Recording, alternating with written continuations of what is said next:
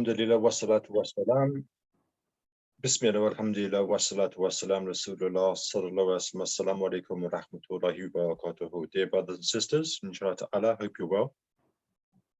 We're continuing with the theme, with a series exploring, strangely, for some, football and how it connects to natural world. So last week we looked at football and how it connects to the principles of nature. And this week we're looking at how football connects to permaculture.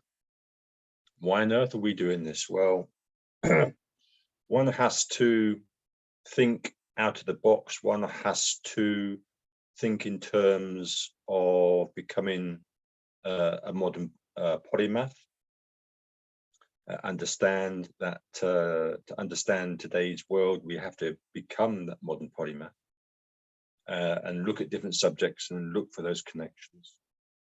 And to also understand, as I keep saying, we must understand relationships, patterns, and contexts. And so my key focus with Heartsea is always trying to look for the connections. And this is the role of a polymath, whether it's the modern polymath or the polymath of past years, Muslim or non-Muslim, is to always look for those connections and then draw the subjects together. We also have to take our heads out the sand, dear brothers and sisters, and understand that although we point the finger to many, we also have to point the finger at ourselves. When we point the finger, there's always three fingers coming back to us. And the Ummah of Sayyidina Muhammad sallallahu alaihi wasallam is in mess. We are ourselves disconnected from Allah subhanahu wa ta'ala, which means we are disconnected from the natural world. And if we are disconnected from the natural world, we are disconnected from the ayah. That means we are disconnected from the Quran and the book of nature, the Al-Quran Takwini. And of course, then the domino effect, and we're disconnected from the Prophet sallallahu alaihi wasallam, from the Sunnah, from the Sirah of his life, from Islam, from even understanding La ilaha illallah, Muhammadur Rasulullah sallallahu alaihi wasallam. We see sadly amongst our societies drug addiction, many addictions. We see divorce rates. Our communities are in a mess, and we don't want to know what's going on. We are struggling with to connect with our youth. Parents are having major problems with their youngsters. But for culture reasons, it is culture predominantly, we just want to hide it under the carpet. So we're in the end of times, and not everybody is going to have the ability to go off grid, as in to flee to, as we know, to the hadith of the Prophet, peace and blessing be upon, to the mountains. But everyone can do some form of off-grid living, even if you remain in the city. And inshallah, I can cover that one day, inshallah.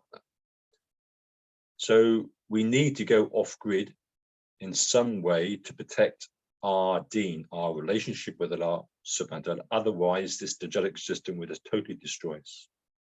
And so we learn in the surah, wal asr innal insana lafi khusr illa alladhina amanu wa amilu salihati wa tawassaw bil haqqi wa tawassaw bis sabr, that verily mankind is in loss. And many of Muslims and jinn will be going to the hellfire. May Allah subhanahu wa ta'ala protect us. Ameen. And we have to make sure that we are doing our utmost to keep on the Sirat al-Mustaqim, and at least make sure that we have a footholding on the Sirat al-Mustaqim. So off-grid is there for everyone, and there's different aspects of off-grid living. And you know, I have families that contact me, and it's not too bad, because you might have a wife that's keen, and then you might have a husband, and majority of husband, for some reason, the male has no interest, no connection with the natural world at all. It's the sister in predominantly that I see. And then you have young children where they are still connected to that fitrah, which is no problem. But then they also have, and we're seeing that then you have the teenage child, not even teenage, sort of 9, 10, 11, 12 going up, where that's when the problems start. And, you know, social media, etc. And so you talk about off-grid, you talk about the natural world, there's just no connection there at all. So how can you talk about off-grid living to your son or your daughter that might, for example, play football? And football is something that is absorbing the whole world. It's here, it's global. Muslims play it, you know, they're professionals. There's money being invested in these clubs and countries as well. And so it's not going to go away. So as a polymath, we need to look for the links. Okay, so if we want to go off-grid, how can we sell a whole concept of off-grid living to someone that's totally absorbed with football? But there's different levels. You know, if you are addicted to football, then that's a problem. But, you know, it's still a key aspect. Sadly, for some, it becomes an act of idol worship, a modern act of idol worship, a'udhu. So we try and look at off-grid living, and we try and look at a method of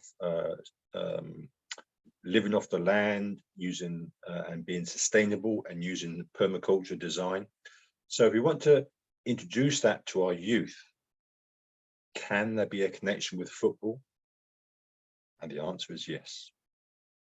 And if you look at the original two, is it Ben Morrison in Australia, who he came up with the concept of permaculture in its name, then he's likened permaculture to karate, which is on the negative side, to Aikido, which is on the positive side. So we could do a whole webinar on permaculture and karate. Where's the link? There's a link.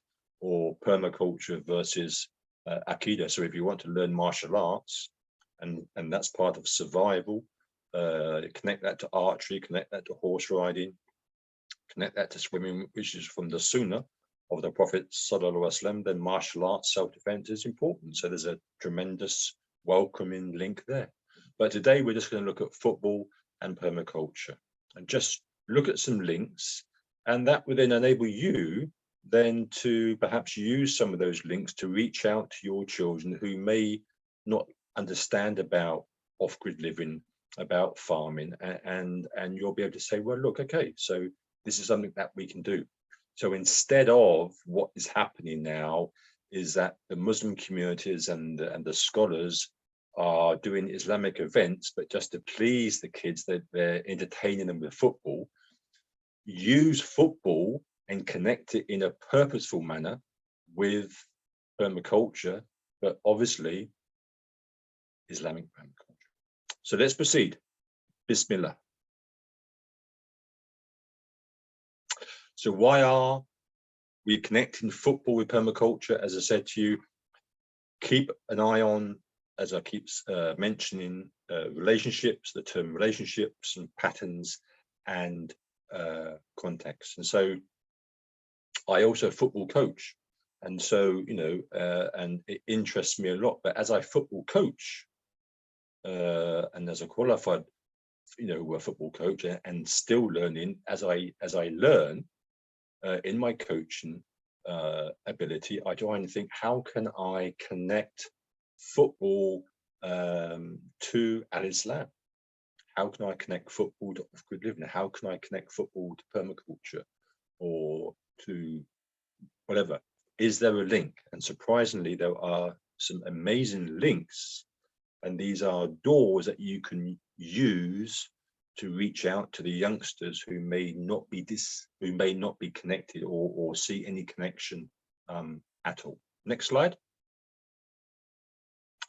Heart C, the first priority is rewiring. So we're in a crisis of perception of how we see the world, and it's been there since around the 17th and 18th century. And it really was the birth of Western civilization, which is the Dajjalic system. And it is to disconnect us from the Creator and to make us think and to look at everything in isolation. whether it's through school, college, whether it's through work, whatever way it takes us into an area academically to specialize. And there's no harm in that, but that's not how the world was prior to researchers showing the 17th and 18th century. And if you look at Islamic history, the ulama were not just ulama of Islamic sciences, they were ulama of all the sciences that we know today, the natural sciences. So we're in a crisis of how we are seeing the world, and that affects our heart. So we need to rewire ourselves. And the last subhanahu wa ta'ala is continually mentioned in the Quran about the natural world. These are signs, these are ayat, the study to reflect, to ponder. And an ayat is a signpost, and we must study that signpost, whether it's a tree, flower, cloud, but then we need to go beyond the signpost, because it's just a sign, and beyond the signpost is then the wonderful journey to study and to draw closer to Allah subhanahu wa ta'ala through then his names and his attributes. So that's the key focus of Heart C, which is to rewire, to transform how we see the world. Okay, so we're not in a political crisis, an environmental, a social, and economic. These are symptoms of a wider thing. So remember, it's how we see the world. Now connect that to the hadith of the Prophet, peace and blessings be upon him, regarding the Dajjal who will see only with one eye. That's your first link. Next slide. So how do you intend to go off grid unless your children understand the natural world? And this applies to adults as well. And this is why the majority of brothers and sisters that are connecting to Heart C are actually the sisters and not so much of the men. And that's sadly because they are just totally disconnected. They've been programmed to focus on the dunya, or they're going off into another area. But they need to connect with the Quran. They need to connect, because the natural, the ayat that are referring to the natural world, this is directing us to Tawheed, and Tawheed is La ilaha illallah, and that is directing us to Allah subhanahu wa ta'ala. The ayah is referring us to history, to take lessons from history. Ayah is referring to signs within ourselves and signs within the universe as well. But because we are in a crisis and it's affecting our children and the future, we need to be able to try and find ways to connect our children to our children. And this is why you have a global crisis now, which is called nature deficit disorder, which is where children are disconnected from the natural world, and it's causing major mental illnesses, depression, mental illness, loss of appetite. It's causing suicide. It's affecting so many people, and for us as Muslims, well, for mankind, it's disconnecting us from this natural fitra. So how can we go off grid if we don't even understand about the natural world? And how do we connect to someone who loves football so much that, okay, enjoy football, but now let's try and take lessons from football and see how there is a relationship in many ways between football and how you play football, and how a coach can teach football to a Muslim, and how it connects to off-grid living through, for example, what we're doing today, which is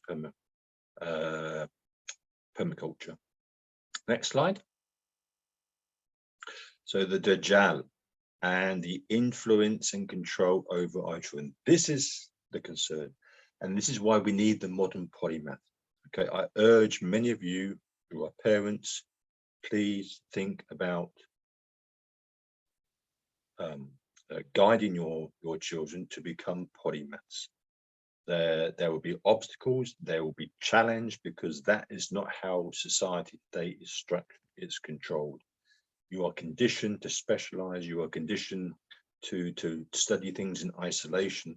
But I urge you, and there's a need now, and there is a movement now for the modern polymath. and we're trying to open those doors in the Muslim countries, but also it's happening across the world as well. But there is a need, and for us as Muslims, the threat is this dajjalic system, because behind this dajjalic system is none other than shaitan. We know everything is in control from Allah subhanahu wa ta'ala, but shaitan has respite, and he knows now we're coming towards the end, and so he has to increase his plans, and so he's changing his strategy, he's using technology, and he's doing everything in his power, using his soldiers, the shayateen, to do what he can to flip mankind off the straight path, which is leading to Allah subhanahu wa ta'ala. Next slide. So yeah, we need to think as a polymath. Polymath is that someone that thinks out the box, takes a number of subjects, may be related, may be unrelated, okay, but then looking for those links. So my role really is looking for those connections. Okay, if you study the life of polymaths, and polymaths, we owe so much to polymath, because it is the polymath today or of the past that has given us the world today, and the world owes a lot to the Islamic polymaths. And when we look at the golden age in Spain, that was really the ignition of the Islamic polymath, and even the Jews and the Christians came to live amongst the Muslims, and they became polymaths also. So we need to think as a polymath. I'm telling you now very clearly, if you don't start to think as a polymath with a polymath brain, focus on the right brain hemisphere, you're going to have major problems. And sadly today, it's even affecting our madrasas, our mosques. It's affecting our Islamic institutes, where even, you know, Islamic studies with fiqh, hadith, etc. Everything is in isolation. Everything is now specialized, because our scholars today, sadly, many have been influenced and controlled by the Western process of thinking. And so whether they know it or not, but they're doing exactly the same thing. We have to come out of that. Next slide. So how do we sell the package of off-grid living and life based on permaculture to youth? Okay. Next slide, please. Key areas to focus on, as I keep saying, and wherever I talk about relationships, patterns, and context. Is there a relationship between permaculture and al-Islam? Yes. Is there a relationship between permaculture and patterns? 100%. And context as well. Next slide. The language of the game. So when I talk about the natural world, when I talk about reconnecting, okay, what we have to do is, because we've been disconnected, is go back to the first ayah revealed to our beloved messenger, sallallahu alaihi wasallam, read in the name of your Rabb who has created. And so for us to be able to connect with the Quran, we have to be able to learn how to read Arabic. And so how do we start? We go to madrasa, we go to the maktab, alif ba ta, and then we join the letters, and then we learn the vowels, and then we begin our journey. In the same way as the ulama say, when the revelation came down to our beloved messenger, sallallahu alaihi wasallam, it was to transform how our beloved messenger saw the world, that he was in the cave of Hira contemplating about the natural world.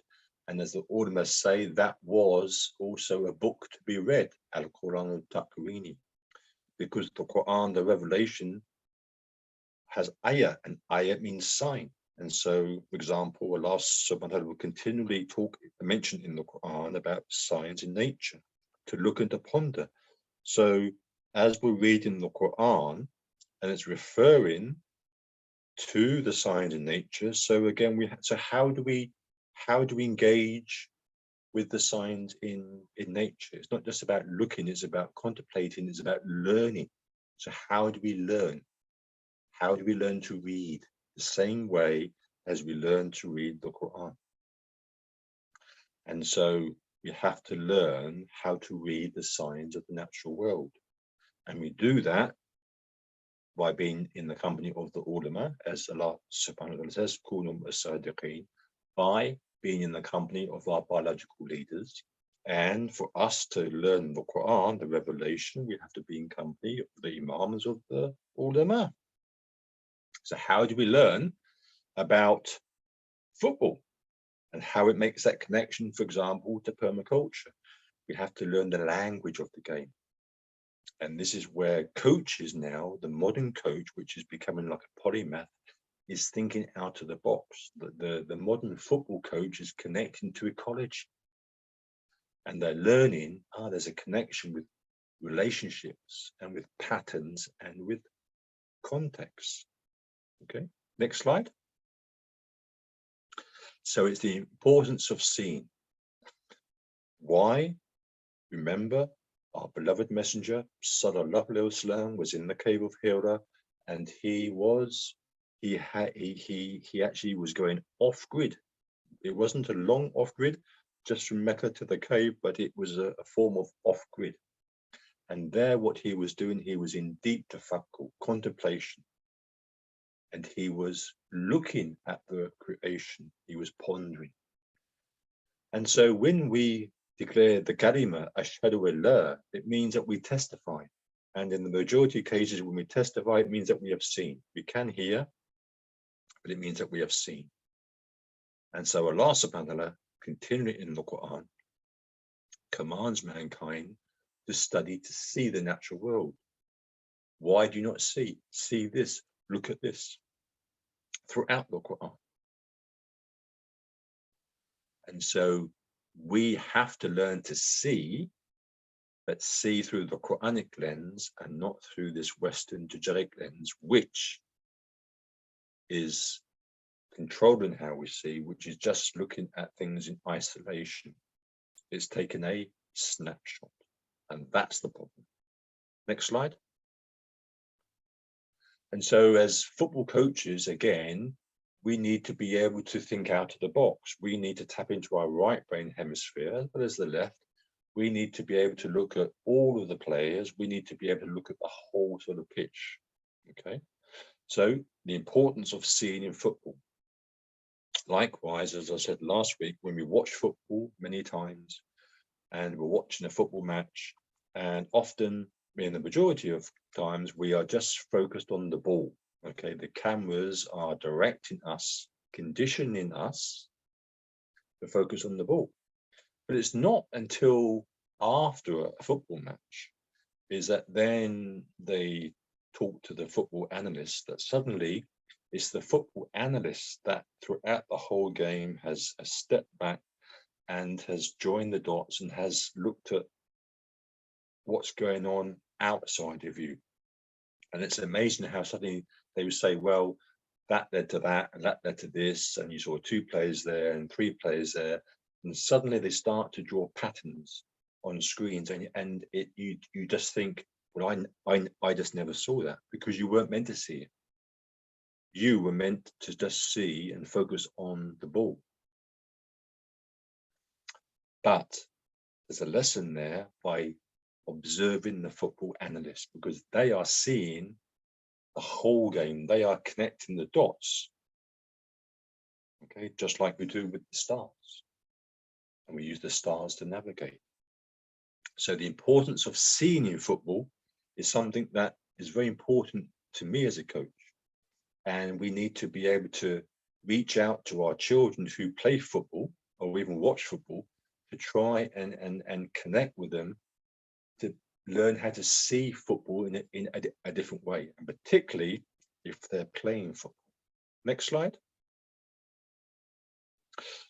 Understand space in permaculture. Okay, so when we're looking at our land, and one of the key things is to utilize space.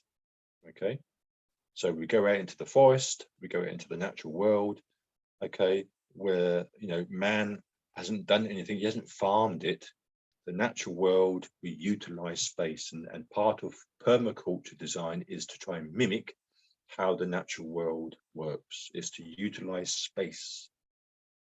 Okay, and so we need to look at how nature works. How does it utilize space?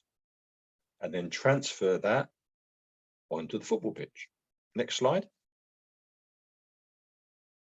So we need to understand space in football, how to create space. And we say to the players, it's not the person on the ball. Of course, the person on the ball, if they get a chance to score, obviously, goals are crucial, but you win a game. And how do you win a game? It's not by always the person on the ball. It's about everything that is taking place off the ball. Whoever's on the ball, what's happening with the other players? Where are they positioned? Are they creating space? Likewise, if we're designing some land based on permaculture, we are planting, for example, we're doing a food forest. We're planting certain trees, we're planting certain shrubs. Okay, what space am I going to utilize? Okay, what space will it be? How much space is that tree going to take over in 4 or 5 years? What else can I fit into that space? So again, we're seeing a connection, a relationship, understanding space, permaculture, the aspect of developing a food forest, then translating that or transferring that to coaching about football. Next slide. Understanding zoning. So in permaculture, we have zone 0, zone 1, zone 2, zone 3, zone 4, and zone 5. Zone 5 is generally, from a permaculture aspect, is the aspect of which is the wild area where you don't interfere. You just let nature take, it just carries on in its own way. And zone 0, it's called zone 00, really is where you live. And this is where zone 00 actually connects to social permaculture. It's about you as a person. Zone 1 is about everything within your locality of your home. And then you go into zone 2, zone 3, and zone 4. And this is important in your designing of your permaculture land or your food forest. And so, the planning of this is very important. So is there a connection between learning about zoning in permaculture and football? Well, let's see. Next slide. Well, strangely, there is. Look at the slide on the right-hand side. One of the key things that a coach does, a manager does, is not just talk about space. Okay. So the person on the ball, he must look for space. Where is there space? Is there space that I can now dribble the ball to? Is there space that maybe the left wing can get into so I can pass the ball? Looking for space, looking for the opportunities. And how we coach football at all levels is again through zoning. Go back to what we just learned there in permaculture, zone 0, zone 1, zone 2. Zone 0 and zone 1 is what's close to us. Now look here on the football pitch, zone 1, okay? You can see how it's near enough identical. And that's just the basic zoning. You can actually increase the zones, maybe up to 20 different zones, but that's your basic zoning area in your half of the pitch. So there's a natural relationship there that you can teach someone. Okay, so you could teach a youngster, okay, so we're going to learn about zoning in permaculture. Okay, but there's actually a connection now between that and what the coach is teaching you on the football pitch. Okay, and let's look at another aspect. Let's look at something that the natural world does. Okay, the natural world recycles. The natural world automatically recycles. And then that's another thing that we learn in football is if you can't go forward, you recycle, and you go back to the basics. You go back again, and you recycle, and that's what we call it. You recycle. You can't go forward. You don't lose possession of the ball. Then you play it back through the zones to keep possession, like in the diagram on the left-hand side. So you turn away from the pressure and you go back through your zones, and then you build it up again.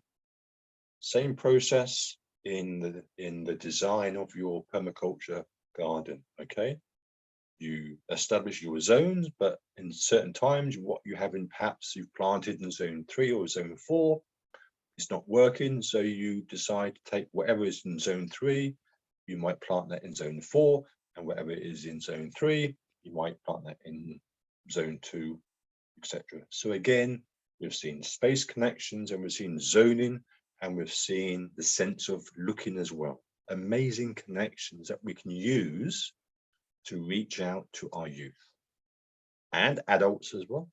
Next slide. Understanding nature's patterns. How does nature work? And this is one of the key principles of permaculture. This connects us to the language of nature. There's patterns everywhere. One of the hardest things to teach is one of the hardest things to see, but once you've seen patterns in the natural world, which is the language of nature, then that would just transform how you see the world. That would just help to draw and connect you to the natural world. But it's difficult for us in this day and age to see patterns, because you've got to think, you've got to think out of the box. You've got to use your right brain hemisphere. The left brain hemisphere zooms in, it isolates, it focuses in, it studies, it's important, but the right brain hemisphere steps back, looks out, looks at things in a holistic manner. And so this is a great way of rewiring, is the more you spend your time in the natural world, the more you're going to move into the right brain, and the more that you're going to look for and use your senses to connect to all of the signs of nature. And then you'll begin to see the patterns. And patterns are important for us in our off-grid living if we're going to go down that road of designing according to permaculture design, or the food forest process. How does it connect to football? Let's see. Next slide. Understanding patterns in football, and we covered this last week. There's patterns in nature, and there's patterns on the pitch as well. And we can see here we've got circles, triangles, hexagon, and straight away this connects us to Islamic geometrical patterns. So this is where coaches teach about the importance of shape and the importance of structure and the importance of patterns on the pitch. This is something that when you're watching football, you don't see until you start to tap into the football analyst. And now the modern football coach, because they're now studying from nature, they're implementing all of this now on the football pitch. You see it in Liverpool, you see it in Manchester City, you see it in all of the top Premier clubs and the European clubs. And it started really, if we looked at in Barcelona with the Barcelona Academy, South American football. Okay, and so there's certain positions, shapes that are very important in the game of football, and keeping these shapes keeps the structure, and it also helps to what? Preserve energy. And that's how nature works. The patterns there, they are using patterns. Okay, they are using these patterns. So the flow of water, we use a branching pattern, and it will work with all the natural flows. It won't work against. It will always find the easiest route. And so this is why we do zoning in permaculture to try and reduce the workload, to try and reduce all of our energy output. Okay, nature survives, and it has been sustainable because we use ways to save energy. So patterns, understanding patterns in football, understanding patterns in the natural world is very, very important, particularly if you want to go off-grid. And also, as you go through the levels of deep Islamic contemplation on a journey towards Allah subhanahu wa ta'ala, to understand the language of nature is the gateway to understanding the ayats of the Quran, which leads us to the ayats and the science of the Al-Quran Taqweed. Next slide. And that is it, alhamdulillah. It was just a brief introduction